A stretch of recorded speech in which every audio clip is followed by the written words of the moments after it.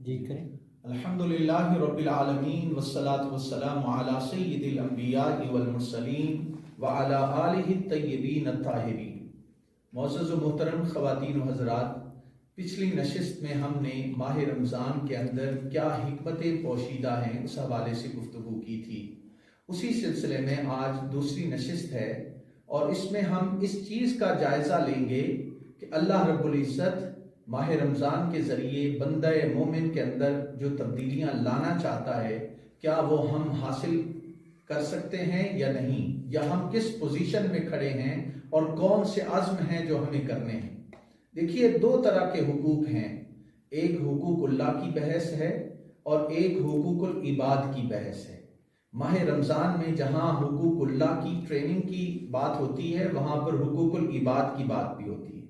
سب سے پہلی بات تو یہ ہے کہ روزہ اللہ تعالیٰ نے ہم پر فرض کیا ہے، تو کیا ہم اللہ تعالیٰ کے اس حکم کو بجا لا رہے ہیں یا نہیں؟ کسی عذر کے بغیر ہم روزے کو ترک تو نہیں کر رہے۔ بے شمار نوجوانوں کو میں نے ایسا دیکھا ہے کہ ماہ رمضان کے اندر اس کا وہ خیال نہیں رکھتے کہ یہ اللہ تعالیٰ کا حکم ہے، اور وہ بازاروں کے اندر، یونیورسٹیز میں، کالجز میں اسموکنگ کرتے ہوئے، کھانے پینے کی چیزیں کھاتے ہوئے نظر آتے ہیں۔ تو یہ قرآن و سنت کی اور دین اسلام کے شاعر کا مذاق اڑانے کے مترادف ہے۔ تو اس حوالے سے ہمیں اپنے آپ کو ذرا غور کرنا ہوگا اور اپنے آپ کو سنبھالنا ہوگا۔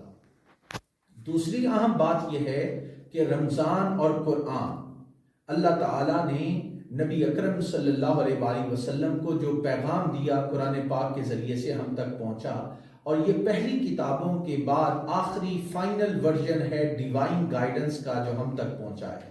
تو اس اللہ رب العزت کے ڈیوائن میسج کو سمجھنے کی ہم کتنی کوشش کرتے ہیں۔ ایک تو ہے تلاوت قرآن کے ذریعے سے ہمیں اپنے قلب و باطن کو منور کرنا ہے، اور دوسرا قرآن مجید کے معانی پر غور و فکر کرنا، تدبر کرنا، تفکر کرنا، اور اپنی زندگی کو بدلنے کی کوشش کرنے کے حوالے سے ہم کس جگہ کھڑے ہیں۔ قرآن مجید یہ موقع ہے ہمارے پاس اس کو سمجھنے کے لیے۔ 30 دن ہیں اور ایک ایک پارے کی اگر ہم روزانہ اس کو سمجھنے کی کوشش کریں تو اس کے ذریعے سے اللہ تعالیٰ کا وہ پیغام ہم سمجھنے میں ہماری مدد ہو سکتی ہے۔ دوسرا اہم پہلو ہے کہ ہم قیام اللیل، رات کو اٹھ کر اپنے مالک کو راضی کرنے کی کوشش کریں اور اس میں تلاوت قرآن مجید کریں۔ دیکھیے، قیامت کے دن اللہ رب العزت دو موقع ایسے انسان کو فراہم کرتا ہے جب اس کی سفارش اور شفاعت کی جاتی ہے۔ ایک قرآن پاک ہے کہ قرآن پاک کہے گا کہ باری تعالیٰ اس نے ماہ رمضان کو میری تلاوت میں گزارا ہے اور یہ ہر وقت دن کو میری تلاوت کرتا رہا، تو اس کی بخشش کا سامان کیا جائے۔ دوسری اہم بات ہے کہ روزہ دار روزہ انسان کی سفارش کرے گا، شفاعت کرے گا کہ باری تعالیٰ اس نے اپنے آپ کو روزے سے رکھا اور یہ حلال کاموں سے بھی باز رہا، تو حلال کاموں سے باز رہنے کی وجہ سے بھی اللہ تعالیٰ روزے کی سفارش انسان کے حق میں قبول کرے گا۔ اب جو بات انتہائی اہم ہے وہ ہے اپنا احتساب کرنا۔ حضور علیہ السلام نے فرمایا، من صام رمضان احتسابا غفر له ما تقدم من ذنبہ، کہ جس نے ماہ رمضان کے روزے رکھے اور سیلف اکاؤنٹیبلٹی کی، سیلف اکاؤنٹیبلٹی، خود احتسابی کہ ہمارے آنے کا مقصد کیا تھا۔ قرآن مجید نے اس کی وضاحت کی، وَمَا خَلَقْتُ الْجِنَّ وَالْإِنسَ إِلَّا لِيَعْبُدُونَ، ہم نے جنوں اور انسانوں کو اس لیے پیدا کیا ہے کہ وہ عبادت کریں۔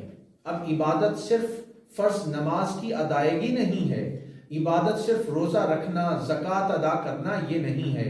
عبادت کا ایک وسیع تصور قرآن مجید نے ہمارے سامنے رکھا ہے کہ اسلامک ٹیچنگز کی بنیادی طور پہ 3 اقسام ہیں۔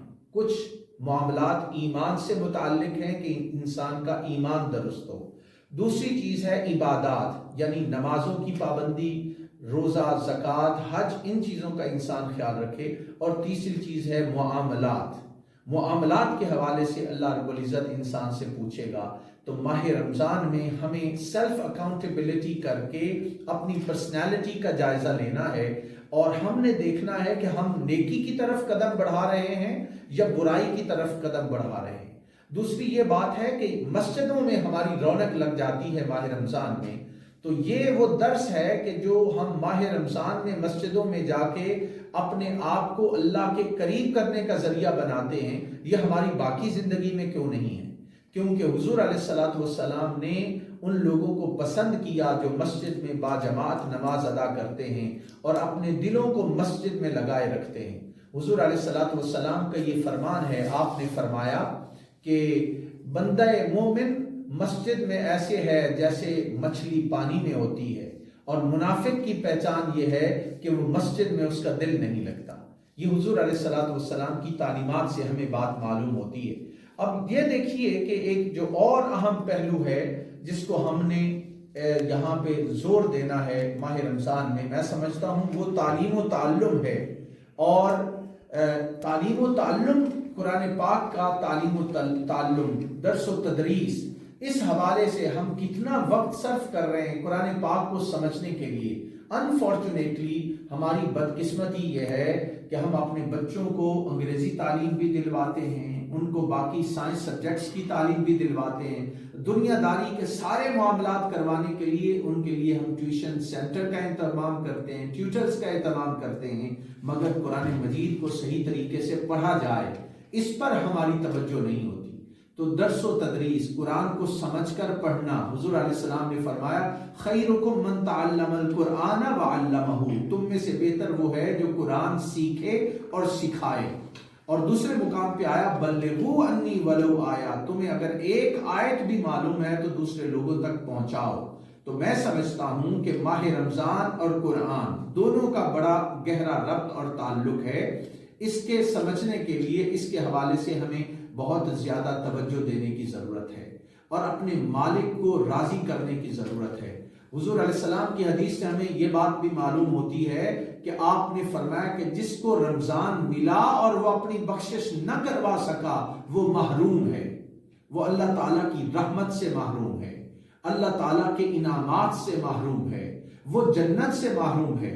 ماہ رمضان ہمیں موقع فراہم کرتا ہے کہ ہم اپنے مالک کو راضی کر لیں اور رب تعالیٰ کی رضا اور خوشنودی کو حاصل کر لیں۔ یہاں پہ یہ پہلو بھی بہت زیادہ اہم ہے کہ ہم اس چیز کا خیال کریں کہ جو معاملات ہیں لوگوں کے ساتھ، کیا ہم دکھی انسانیت کی خدمت کرتے ہیں؟ بیٹری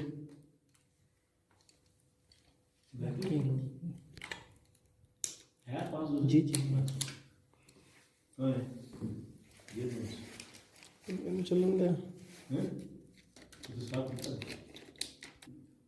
اچھا، ماہ رمضان میں معزز حاضرین ہمیں اپنا جائزہ لینا ہے کہ ہم کہاں کھڑے ہیں، حقوق اللہ کے حوالے سے، حقوق العباد کے حوالے سے، انسانیت کے ہم کتنے کام آتے ہیں، ہمارے چہروں پہ ان سے ملتے ہوئے مسکراہٹ ہوتی ہے یا نہیں، ہم ان کے زندگی میں کام آتے ہیں یا نہیں آتے۔